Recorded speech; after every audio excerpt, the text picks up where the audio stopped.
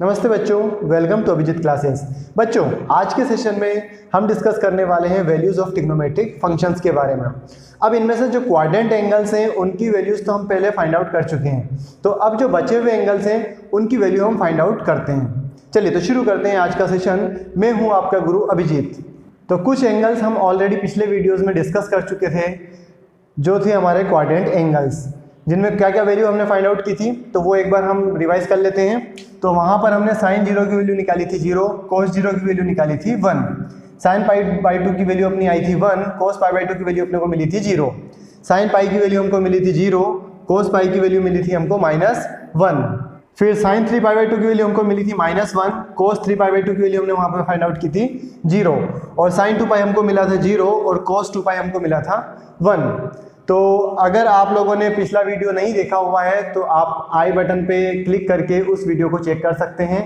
तो अब इस सेशन में हम जो डिस्कस करेंगे वो करेंगे पाई बाई 6 की वैल्यू फाइंड आउट करना, पाई बाई 4 की वैल्यू फाइंड आउट करेंगे, और पाई बाई 3 की वैल्यू फाइंड आउट करेंगे।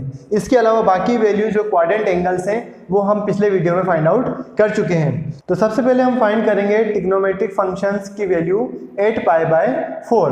तो इसमें हम सिर्फ साइन और कोस की वैल्यू फाइंड आउट करेंगे, बाकी सारे ट्रिग्नोमेट्रिक फंक्शंस की वैल्यू हम उन साइन और कोस की हेल्प से फाइंड आउट कर लेंगे। चलिए तो हम देखते हैं किस तरीके से पाई बाई 4 की वैल्यू हम फाइंड आउट कर सकते हैं।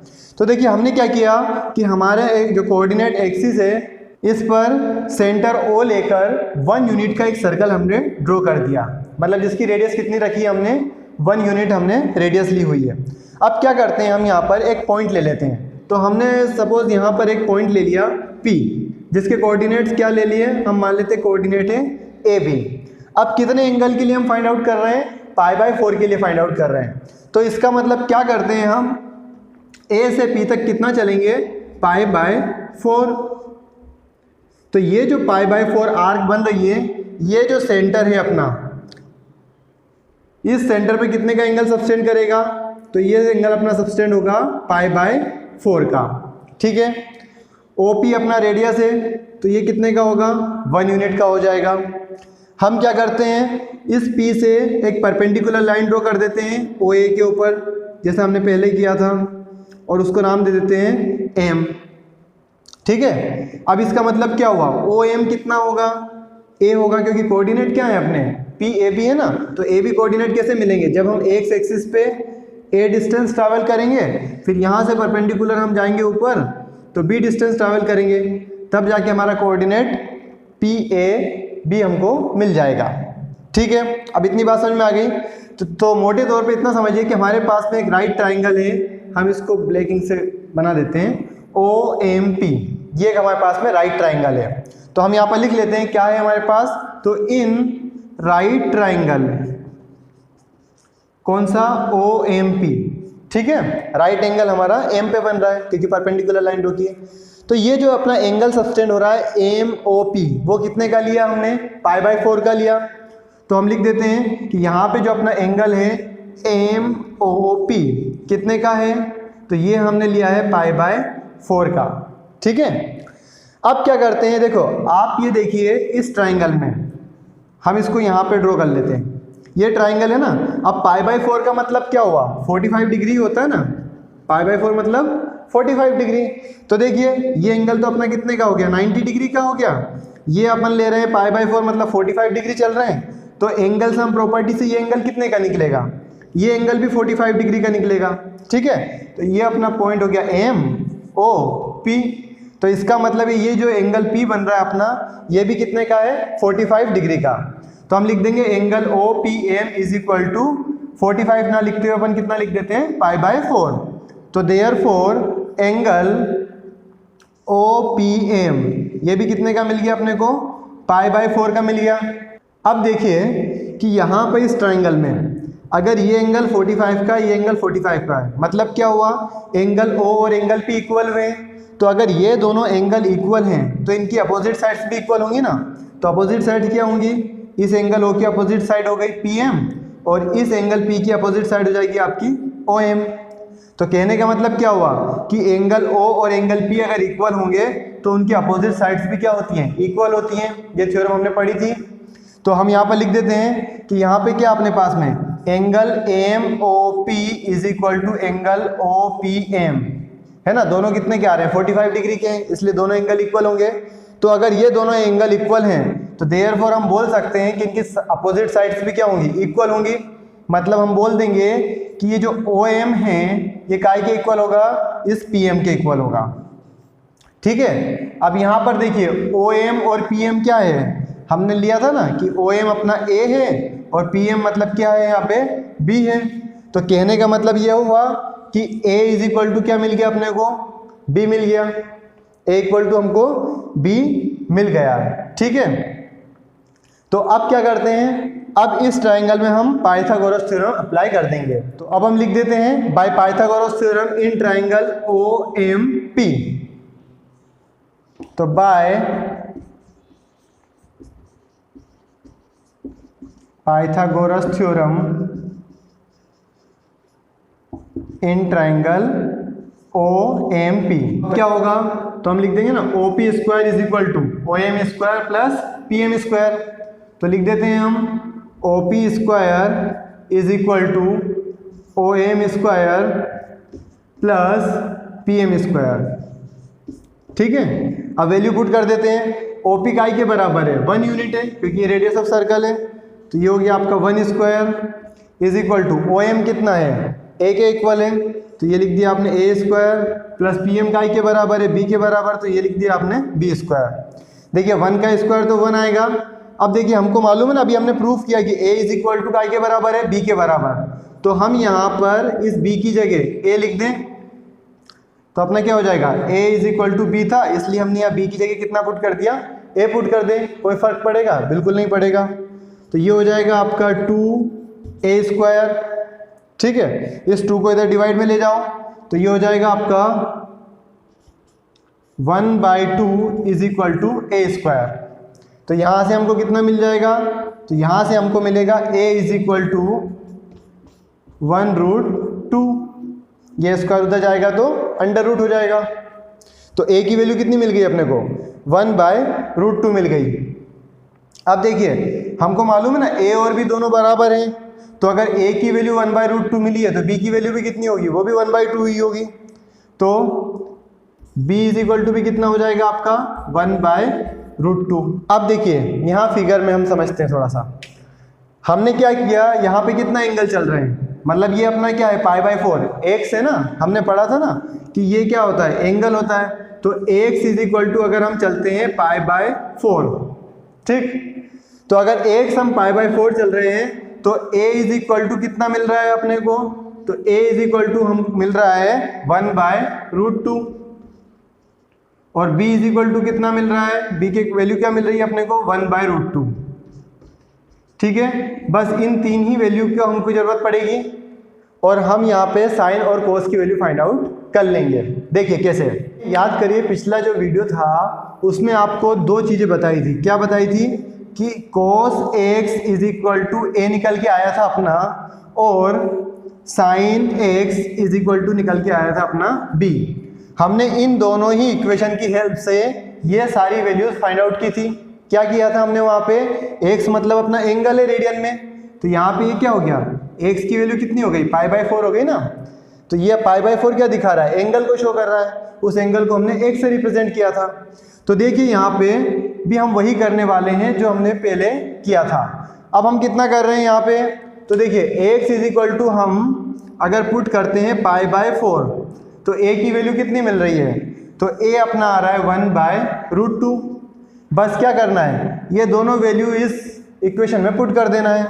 तो cos x की जगह आप रख देंगे π/4 इज इक्वल टू a की जगह रख देंगे 1/√2।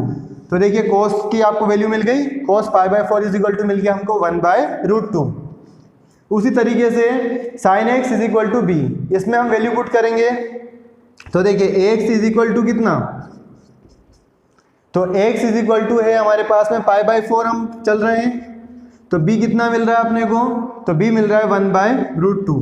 बस वैल्यू पुट कर देते हैं, तो sin π/4 इज इक्वल टू 1/√2, मतलब sin π/4 की वैल्यू कितनी मिल गई अपने को 1/√2। अब हम फाइंड करते हैं values of trigonometric function at π/3। Pi by 3 मतलब 60 डिग्री। ठीक है, तो क्या करना है हमको, वापस से हमने क्या किया, एक यूनिट सर्कल ड्रॉ कर दिया। अब क्या करेंगे, वापस इस ए पॉइंट से हम डिस्टेंस एक आर्क ड्रॉ करेंगे। कितने की आर्क ड्रॉ करेंगे, पाई बाय 3 की। तो हम सपोज ए से चले किसी पॉइंट पी पे, ठीक है, इसके कोऑर्डिनेट भी अपन मान लेते हैं ए बी ही होंगे। तो यहाँ से हम कितनी डिस्टेंस चल रहे हैं, तो हम चल रहे हैं पाई बाय 3। तो ये जो आर्क है आपकी ए पी, ये सेंटर पे एक एंगल सस्टेन करेगी एक्स, जो काई के बराबर होगा। तो वो एक्स एंगल आपका बराबर हो जाएगा काई के पाई बाय 3 के बराबर हो गया। ठीक है, अब क्या करते हैं, हम एक काम करते हैं, इस P और A को ज्वाइन कर देते हैं। क्या ज्वाइन कर दिया आपने, P और A को ज्वाइन कर दिया। तो अब आप देखिए यहाँ पर आपको एक ट्राइंगल फॉर्म होता हुआ दिखाई दे रहा होगा। कौन सा ट्राइंगल, तो OAP, हमको यहाँ ट्राइंगल मिल रहा है OAP। तो हम लिख देते हैं इन ट्राइंगल OAP। अब देखिए यहाँ पर हमने एंगल कितने का फॉर्म किया है, एंगल कितने का सब्सटेंड हो रहा है अपना सेंटर पे। तो हमारा सेंटर पे जो एंगल सब्सटेंड हो रहा है वो पाई बाय 3 का है। मतलब जो एंगल आपका AOP है वो कितने का हो जाएगा, पाई बाय 3 का। तो एंगल AOP कितने का हो गया आपका, पाई बाय 3 का हो गया। अब देखिए हमको एंगल AOP तो कितना मिल गया, पाई बाय 3। ठीक है, अब इस ट्राइंगल को ध्यान से देखिएगा, AOP, मैं इसको साइड में ड्रॉ कर देता हूँ। ये है अपना OAP ट्राइंगल। अब देखिए ये कितना है, पाई बाय 3 है। अब अपन उसको लिख देते हैं फिलहाल के लिए डिग्री में 60 डिग्री। ठीक है, अब आप देखिएगा यहाँ पे जो OP और OA है, OP और OA दोनों क्या हैं, रेडियस ऑफ सर्कल दिखाई दे रही है। मतलब ये भी 1 यूनिट का है, ये भी 1 यूनिट का है। तो हम बोल सकते हैं ना ये OP 1 यूनिट का है और ये OA भी कितना है आपका, 1 यूनिट का। तो इसका मतलब ये दोनों साइड इक्वल हुई, OP और OA दोनों क्या हुए आपके, इक्वल हुए। तो हम लिख देते हैं OP is equal to OA। तो देखो अगर OP और OA बराबर हैं तो इनके सामने के एंगल्स भी इक्वल होंगे। इसका मतलब इनके सामने वाले एंगल क्या हुए, एंगल P और एंगल A। तो इसका मतलब हम बोल सकते हैं ना कि angle OPA is equal to angle OAP। तो हम लिख देते हैं angle OPA is equal to angle OAP। ठीक है, ये दोनों एंगल्स भी क्या होंगे अपने, इक्वल होंगे। अब दोनों एंगल इक्वल मिल गए। अब आप देखो अगर इसमें हम एंगल सम प्रॉपर्टी लगाएंगे तो ये दोनों भी एंगल कितने निकल के आएंगे अपने, 60 और 60 के निकल के आएंगे। ठीक है, करके देख लेते हैं। तो देखिए बाय एंगल सम प्रॉपर्टी अगर हम करें तो angle O plus angle A plus angle P is equal to करते हैं तो कितना निकल के आता है, 180। मतलब उसको अगर हम रेडियन में लिखें तो काय के बराबर होगा, पाई के बराबर। ठीक है, एंगल O कितना है आपके पास में, मतलब एंगल O का मतलब यहाँ AOP से है तो ये अपने पास में है pi by 3 plus angle A और एंगल P दोनों बराबर हैं तो इसको अपन लिख दें ट्वाइस ऑफ एंगल OPA। ठीक है, इज इक्वल टू पाई। तो एंगल OPA कितना निकल के आ जाएगा आपका, तो हमारा निकल के आ जाएगा angle OPA is equal to pi minus pi by 3 और ये ट्वाइस है इधर, तो twice of angle OPA is equal to pi minus pi by 3। तो ये निकल के आ गया आपका angle OPA is equal to 2 pi by 3 और ये 2 इधर डिवाइड में चला जाएगा तो 1 बाई 2 हो जाएगा, 2 कैंसिल आउट। तो ये आपका निकल के आ गया पाई बाई 3। तो देखिए इसका मतलब ये दोनों भी एंगल काय के बराबर आ गए आपके, पाई बाई 3 के बराबर आ गए। तो ये दोनों एंगल भी पाई बाई 3, ये एंगल भी पाई बाई 3। मतलब ये ट्राइंगल क्या बन गया, इक्विलेटरल ट्राइंगल बन गया। सीधा सीधा दिखाई दे रहा था यहाँ से 60 60 60 के तीनों एंगल बन रहे हैं, है ना। ये एंगल भी अपना निकल के आ गया पाई बाई 3, ये एंगल भी निकल के आ गया पाई बाई 3 और ये एंगल भी निकल के आ गया पाई बाई 3। तो हम बोल देंगे कि एंगल OPA क्या है आपका, एक इक्विलेटरल ट्राइंगल है। यहाँ पर लिख देते हैं, इधर से कंटिन्यू करते हैं। क्या लिख देंगे हम यहाँ पर, तो हमारे पास में निकल के आया angle OPA is equal to angle OAP is equal to angle AOP। तीनों काय के बराबर आ गए आपके, पाई बाई 3 के बराबर आ गए। ठीक है, तो therefore triangle OAP is equilateral triangle. ठीक है, मतलब ये ट्राइंगल क्या बन गया आपका, इक्विलेटरल ट्राइंगल बन गया। अब देखिए तो अब हमने को मिल गया ना ओ पी एक क्या है, एक इक्विलैटरल ट्राइंगल है। तो हमने पढ़ा था अगर किसी इक्विलैटरल ट्राइंगल की सामने वाली वर्टाइस से हम एक परपेंडिकुलर लाइन ड्रॉ करें, तो हमने क्या करा, पी एम एक परपेंडिकुलर लाइन ड्रॉ कर देते हैं। तो ये पी एम क्या करेगा, इस पूरे ओ ए को दो इक्वल पार्ट में डिवाइड कर देगा, ठीक है। तो इसका मतलब ये अगर पूरा 1 है तो ये ओ एम कितना होगा 1/2 और ये भी कितना होगा 1/2, कि P M is perpendicular, P M क्या है आपका परपेंडिकुलर है ओ ए के ऊपर, इसलिए क्या होगा, इसलिए हमारे पास में हो जाएगा therefore O M is equal to M A, ठीक है। ओ एम और एम ए क्या होंगे, दोनों इक्वल हो जाएंगे। हमारे पास क्या है, ये जो ओ एम है ना, हमने कोऑर्डिनेट क्या लिए, पी ए भी लिए, इसका मतलब ये जो ओ एम है ये कितने का होगा आपका, ए का होगा, और ये पी एम की डिस्टेंस कितनी होगी, बी होगी, ठीक।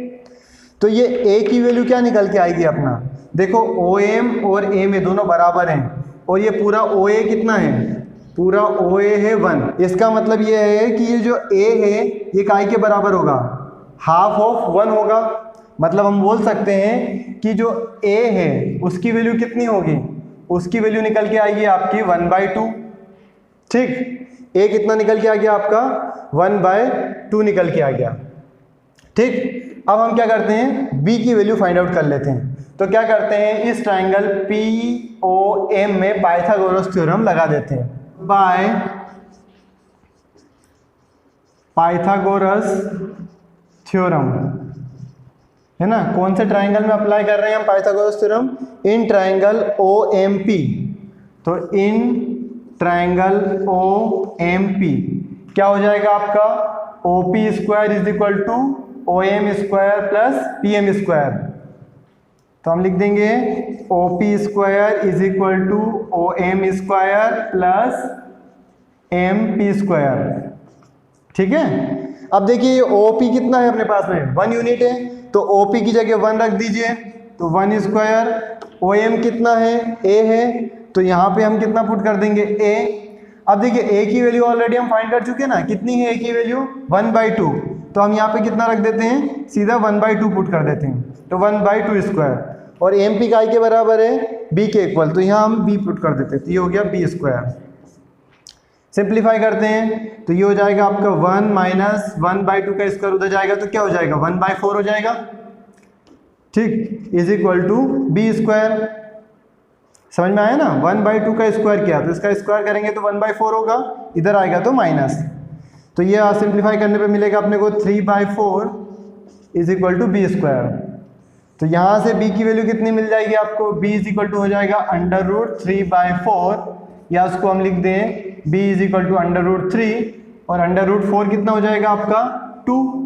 तो b की वैल्यू आपको मिली √3/2 और a कितना मिल चुका अपने को 1/2।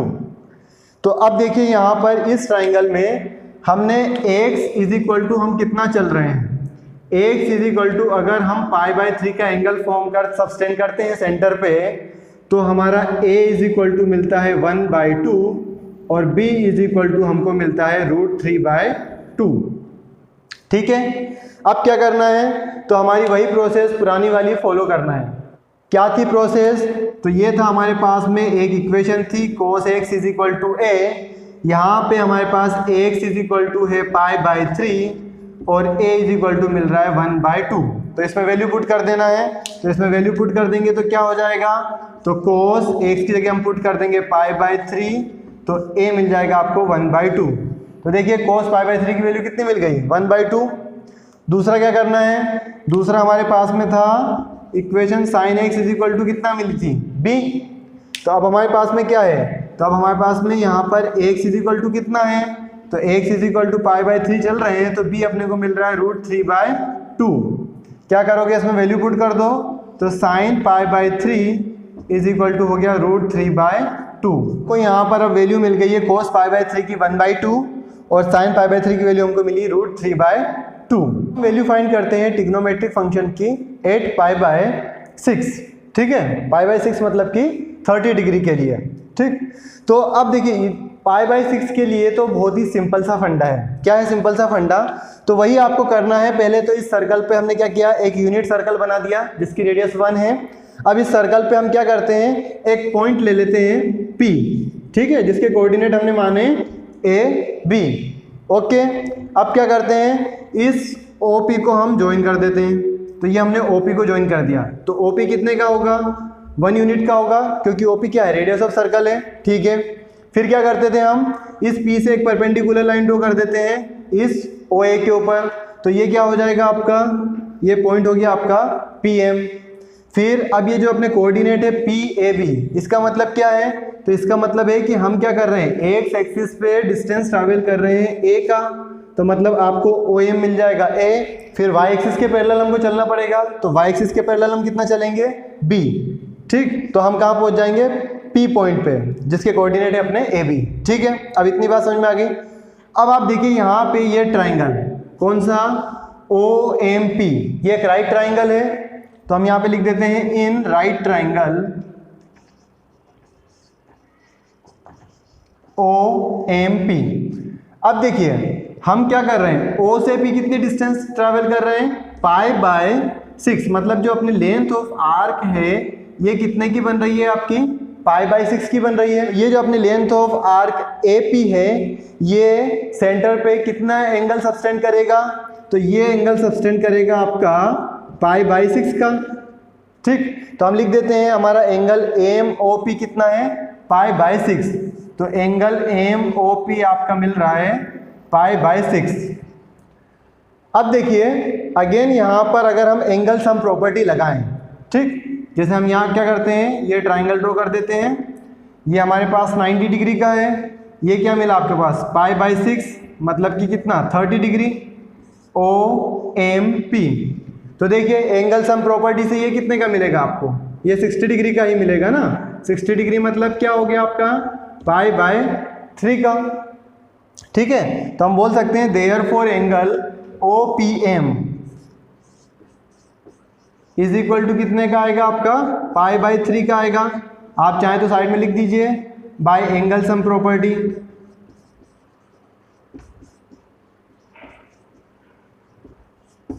ठीक है, तो अब देखिए बच्चों, हमने अब क्या लिया है, ये जो OM है ये कितना है, A है, और ये जो PM है ये कितना है, B है। अब देखिए इस P एंगल के लिए, ये इसके लिए अगर अपन कोस और साइन लिखते हैं तो क्या होगा, देखिए कोस का रिलेशन क्या होगा आपका, तो कोस P, ठीक है, इस एंगल P की बात कर रहे हैं, तो कोस इज इक्वल टू क्या होता है, तो बेस अपॉन हाइपोटेनियस होता है, तो कोस इज इक्वल टू होगा आपका बेस अपॉन हाइपोटेनियस, ठीक है। अब P, यहाँ पे एंगल P कितना है, π/3 है, तो ये हो जाएगा कोस π/3 इज इक्वल टू, अब बेस कितना है, तो इस एंगल P के लिए बेस क्या होगा, ये PM, मतलब कि B, तो बेस हो गया आपका B, और हाइपोटेनियस कितनी है, ये OP, तो OP कितना है आपका, देखो 1, क्योंकि यूनिट सर्कल है ना अपना, तो OP 1 है, तो नीचे हम 1 लिख दें। तो क्या मिल गया इससे हमको मिला कि cos π/3 इज इक्वल टू है B के बराबर, ठीक। अब देखिए cos π/3 की वैल्यू कितनी होती है, अभी हमने इसके पहले फाइंड आउट किया था ना, तो cos π/3 मतलब कितना होगा आपका, तो वो हो जाएगा आपका 1/2, तो मतलब B की वैल्यू कितनी निकल के आ गई आपकी, तो B की वैल्यू मिल गई अपने को 1/2, क्योंकि किस cos π/3 की वैल्यू कितनी होती है, 1/2, अभी हमने सिंप्लीफाई किया। अब उसी तरीके से हम साइन के लिए लिख सकते हैं, तो साइन P, देखिए क्या रिलेशन होगा, ट्रिग्नोमेट्रिक रेशियो क्या होगा P एंगल के लिए, तो sine P, sine is equal to क्या होता है, तो साइन इज इक्वल टू होता है अपना परपेंडिकुलर अपॉन हाइपोटेनियस, ठीक है ना, तो परपेंडिकुलर अपॉन हाइपोटेनियस, ठीक।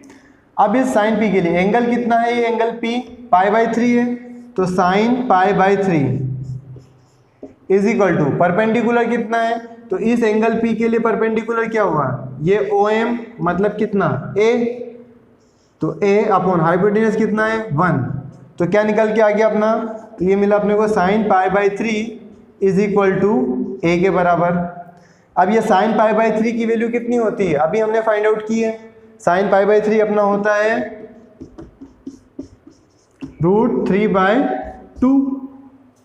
ठीक, तो इस साइन पाई बाई 3 की जगह अपन √3/2 लिख दें तो अपने को मिल जाएगा a = √3/2।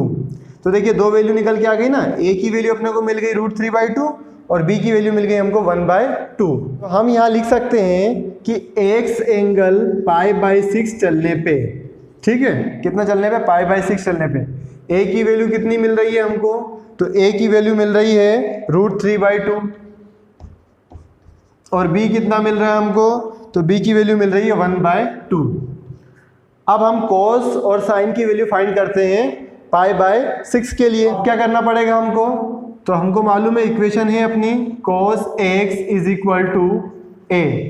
यहाँ पर x की वैल्यू कितनी है अपने पास में, तो x है हमारे पास π/6 और a कितना मिल रहा है, तो a है आपका √3/2। इस इक्वेशन में वैल्यू पुट कर देंगे तो cos π/x की जगह आप रख दोगे π/6, तो cos π/6 = a की जगह हम रख देंगे √3/2। तो cos π/6 की वैल्यू कितनी मिल गई अपने को, √3/2। ठीक है, फिर हम निकालते हैं इसी तरीके से साइन की वैल्यू, तो साइन x = क्या होता है अपना b होता है। बस क्या करना है, x = कितना है हमारे पास π/6 और b कितना है 1/2।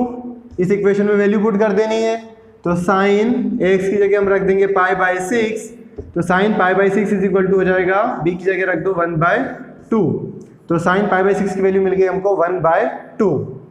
अब यहाँ पर हम सारे ही ट्रिग्नोमेट्रिक फंक्शंस की वैल्यू एक साथ टेबल के फॉर्म में लिखते हैं। ठीक है, तो अब देखिए साइन और कोस की इन सारे एंगल्स के लिए वैल्यू हम फाइंड आउट कर चुके हैं। तो पहले तो हम साइन और कोस की वैल्यू वही लिख देते हैं जो अभी तक हमने फाइंड आउट की है। देखिए साइन 0 पे वैल्यू अपने को क्या मिली थी, 0। साइन π/6 पे हमने वैल्यू अभी फाइंड आउट की, कितना, 1/2। यहाँ पर मैंने रेडियन के साथ साथ उनके एंगल्स डिग्री के फॉर्म में भी साथ में लिख दिए हैं ताकि आपको याद रखने में इजी रहे, आप अच्छा समझ सकें। तो ये टेबल वही है जैसा हमने क्लास 10th में 90 डिग्री तक पढ़ा था ना, 30 डिग्री, 45 डिग्री, 60, 90 डिग्री तक हमने जो क्लास 10th में पढ़ा था, वही टेबल आपका रेडियन के फॉर्म में भी सेम रहने वाला है।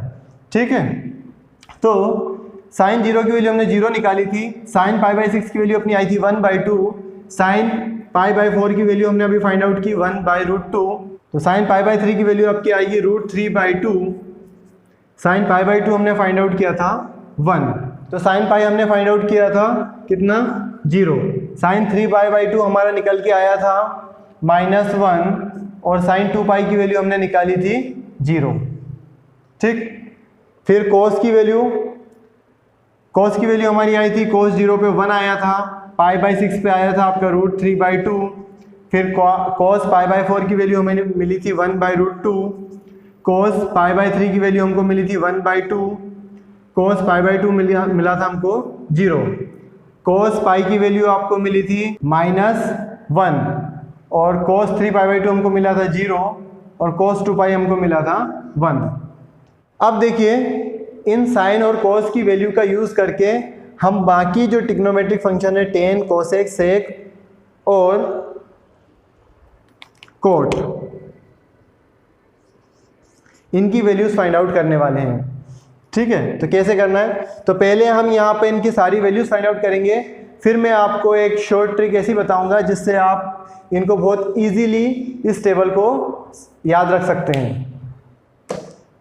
देखते हैं, देखिए साइन का tan = क्या होता है, tan = होता है साइन बाय कोस।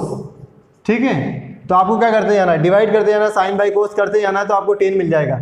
0/1 कितना होगा, 0/1 0 होता है, तो 0 मिल गया। फिर इधर 1/2 डिवाइडेड बाय √3/2 कितना मिलेगा आपको, 1/√3। फिर 1/√2 डिवाइडेड बाय 1/√2 कितना मिलेगा, 1। √3/2 डिवाइडेड बाय 1/2 कितना मिलेगा, √3। 1/0, तो किसी भी चीज़ को 0 से डिवाइड करते हैं तो क्या होता है, नॉट डिफाइंड। फिर 0/-1 कितना आएगा, 0। -1 डिवाइडेड बाय 0 तो क्या होगा, नॉट डिफाइंड। और 0/1 कितना होगा, 0। ठीक, अब कोसेक की वैल्यू निकालना है, तो कोसेक = क्या होता है, तो कोसेक = होता है 1/sin। तो जो साइन की वैल्यू है उसका रेसिप्रोकल करते जाइए, तो ये 0 है, तो क्या होगा कोसेक के लिए 1/0 हो जाएगा, तो 1/0 क्या होगा नॉट डिफाइंड, तो नॉट डिफाइंड कर देंगे। 1/2 इसका रेसिप्रोकल करेंगे तो क्या मिलेगा 2। 1/√2 इसका रेसिप्रोकल करेंगे तो क्या मिलेगा √2। √3/2 इसका रेसिप्रोकल करेंगे तो मिलेगा 2/√3। 1 इसका रेसिप्रोकल करेंगे तो 1 का 1 ही मिलेगा। फिर 0, अभी देखिए 0 का रेसिप्रोकल करेंगे तो क्या होगा 1/0 हो जाएगा, मतलब क्या होगा नॉट डिफाइंड। फिर 1/-1 करेंगे तो क्या मिलेगा -1। फिर अगेन 1/0 करेंगे तो नॉट डिफाइंड। अब सेक की वैल्यू फाइंड करते हैं, तो सेक इज इक्वल टू क्या होता है, तो सेक इज इक्वल टू हमको मालूम है 1/cos होता है, तो जो cos की वैल्यू उसको रेसिप्रोकल करते जाइए, तो cos 1, तो सेक क्या होगा, सेक भी 1 होगा 1/1। फिर है √3/2, तो इसका रेसिप्रोकल करेंगे तो क्या मिल जाएगा 2/√3। फिर 1/√2 इसका रेसिप्रोकल करेंगे तो क्या मिलेगा √2। फिर 1/2 इसका रेसिप्रोकल करेंगे तो 2 मिल जाएगा। फिर 1/0 करेंगे कितना होगा नॉट डिफाइंड। फिर 1/-1 करेंगे तो -1। फिर 1/0 करेंगे तो अगेन नॉट डिफाइंड। फिर 1/1 करेंगे तो 1। अब कोट की वैल्यू, तो कोट इज इक्वल टू क्या होता है, तो कोट इज इक्वल टू होता है आपका 1/10, तो जो भी 10 की वैल्यू है उसका रेसिप्रोकल करते जाइए। 0, तो 1/0 क्या होता है नॉट डिफाइंड। 1/√3 का √3, 1/1 का 1 हो जाएगा। √3 का रेसिप्रोकल करेंगे तो 1/√3 नॉट डिफाइंड। तो देखिए 1 नॉट डिफाइंड मतलब क्या होता है 0 होता है, क्योंकि 1/0 इज इक्वल टू क्या होता है नॉट डिफाइंड। तो अगर ये नॉट डिफाइंड को नीचे ले जाएंगे तो क्या होगा 1 not defined is equal to 0, तो यहाँ आ जाएगा 0। फिर 1/0 इज इक्वल टू कितना होगा आपका नॉट डिफाइंड। फिर 1 नॉट डिफाइंड 0, फिर 1/0 नॉट डिफाइंड। अब हम आपको ट्रिक बताते हैं जिससे कि आप इस टेबल को बहुत इजीली बना सकें। देखिए आपको साइन और कोस की वैल्यू 90 तक, तो यहाँ तक तो हमने 10th में पढ़ी थी, तो इतना तो आपको पता ही होगा। बस इतने ही सी टेबल से हम सारी टेबल को याद रख सकते हैं। देखिए कैसे, 90 तक हमने कर लिया। अब इसके बाद जब 180 लिखना है तो 180 की जगह आप क्या लिख देंगे, जो 0 की वैल्यू है वही आपको 180 में लिख देना है, लेकिन क्या करना है माइनस साइन के साथ में लिखना है। देखिए यहाँ कितना था साइन 0 पे 0 था, तो साइन 80 पे 180 पे भी क्या होगा -0 होगा, तो -0 को तो माइनस में कुछ लिखते नहीं है हम, सीधा 0 का 0 लिख देंगे। फिर यहाँ पे कितना था 1 था, तो 180 में क्या करोगे उसको माइनस करके लिख देंगे, तो -1। बाकी ये सारी वैल्यू तो हम साइन और कोस की हेल्प से बना लेंगे, तो इतनी पूरी टेबल तो हमारी साइन और कोस की हेल्प से एज इट इज बन जाएगी। इसके आगे वाला जो पोर्शन है ये मैं आपको यहाँ से ट्रिक से बता देता हूँ, ठीक है ना। तो क्या करना है 180 में आपको क्या करना है, सारी ही वैल्यूज लिखना है जो आपकी कहाँ होंगी 0 में होंगी, ठीक है। जो भी 0 डिग्री पे हमको वैल्यू मिली वो सारी लिखना है विथ काई के साथ में, विथ नेगेटिव साइन के साथ में। आप देखो यहाँ से यहाँ तक दोनों वैल्यू सेम है, बस साइन का डिफरेंस है। ये भी 0 तो 0 0, ये 1 तो ये -1, ये 0 तो ये भी 0, ये नॉट डिफाइंड तो ये भी नॉट डिफाइंड, ये 1 तो ये -1, और ये नॉट डिफाइंड तो ये नॉट डिफाइंड, ठीक है। चलो ये याद हो गया। फिर बढ़ते हैं 3π/2। इस पे क्या करना है आपको, जो 90 डिग्री की है मतलब π/2 की वैल्यू है वो सारी वैल्यूज लिख देना है विथ नेगेटिव साइन के साथ में। देखिए 1 तो -1, 0 as it is 0, not defined not defined, 1 तो -1, नॉट डिफाइंड नॉट डिफाइंड, 0 0। और 2π पे क्या करना है आपको 0 डिग्री की वैल्यू एज इट इज लिख देना है, कोई साइन चेंज नहीं करना है। देखिए 0 तो 0, 1 तो 1, 0 0, नॉट डिफाइंड 1 1 और नॉट डिफाइंड। तो इस तरीके से आप पूरी टेबल को बना सकते हैं। Thank you.